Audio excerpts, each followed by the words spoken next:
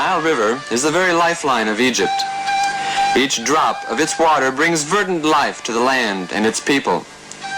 The farmer, who has cultivated this land for thousands of years, knows this very well. He calls drought gafaf and fears its occurrence. This word, gafaf, was to acquire a new meaning and become associated not with parched land, but with the dehydration of another precious resource, children. Until 1983, Egypt annually lost between 120,000 and 150,000 children to dehydration. This accounted for half the deaths of children under 5.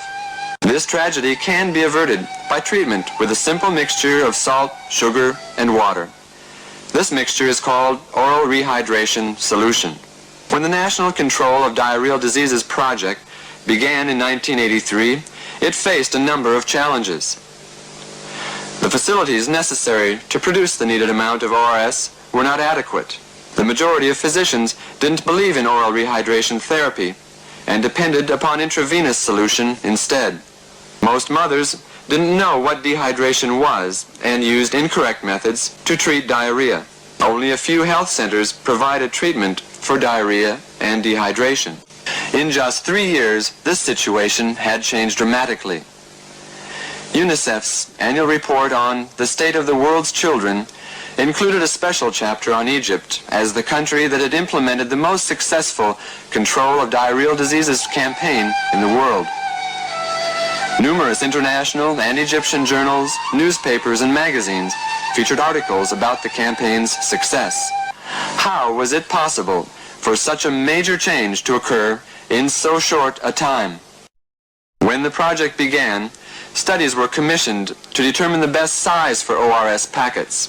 It was recommended that the 27.5 gram packet be replaced by the 5.5 gram packet. Also recommended was a change of name from the English rehydran to the Arabic mahlul, a name more meaningful to the target population. In addition to ORS, millions of 200cc plastic cups were produced and distributed to mothers to help them prepare the solution more accurately. As mothers became aware of the danger of dehydration and of the possibility of preventing it with the new treatment, demand for ORS increased. Before distribution could be increased, however, more production equipment and more raw materials were needed. When these had been acquired, a new, reliable distribution system was organized. Doctors also had to be made aware that antidiarrheal drugs and antibiotics are often useless in most cases of diarrhea, and that they should stress to mothers the importance of continuing feeding during the episode.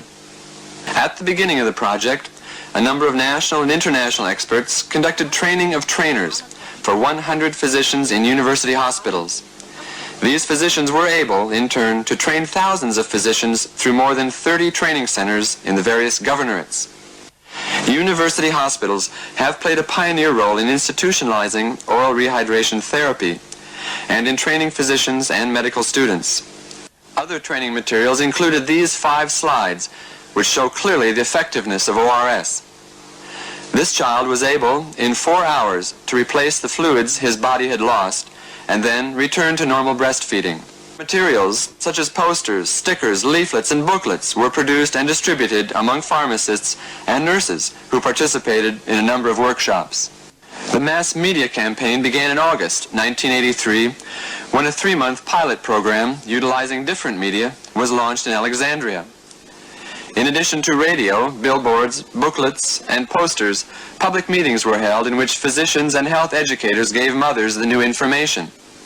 A TV pilot campaign was aired in February 1984.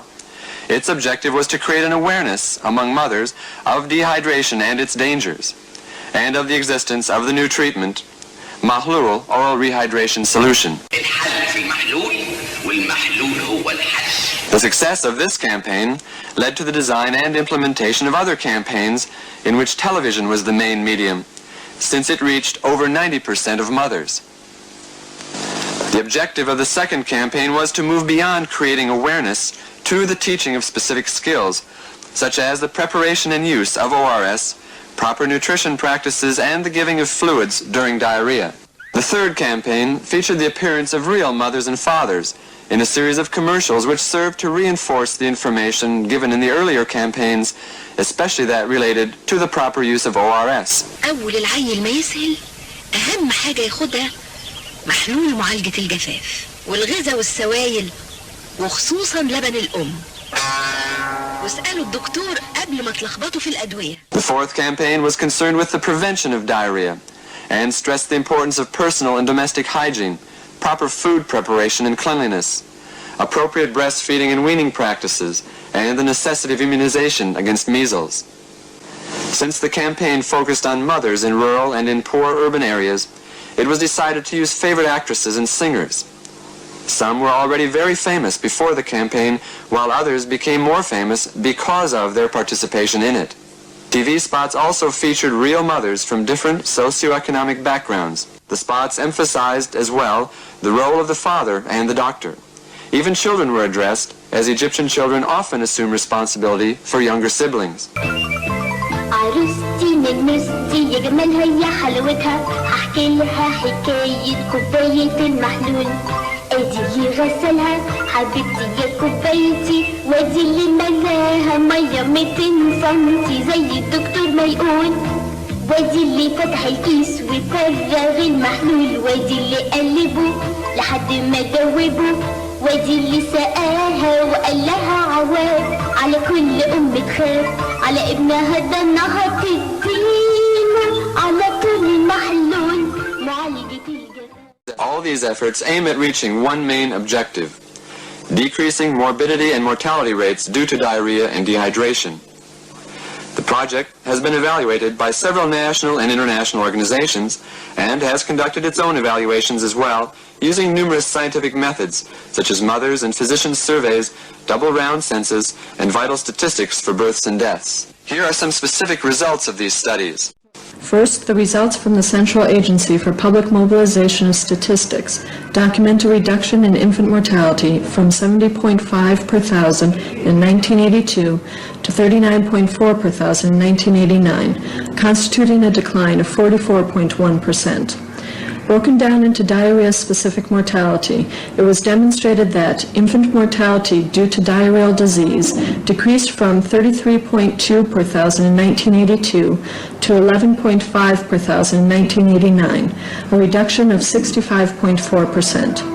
Childhood mortality, ages 1 to 4, decreased from 5.9 per thousand in 1982 to 1.6 per thousand in 1989, which constitutes a 72.9% decline.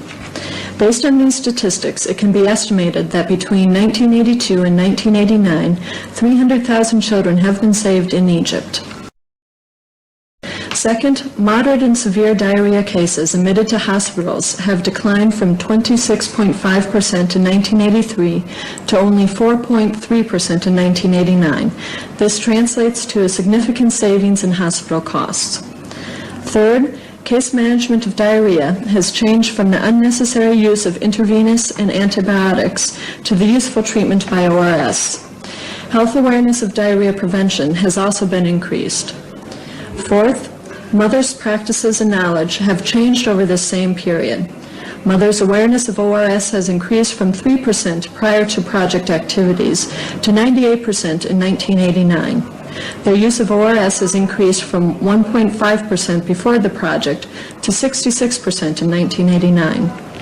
Studies show that 96% of mothers are able to correctly mix ORS, and 83% continue to breastfeed during diarrhea episodes.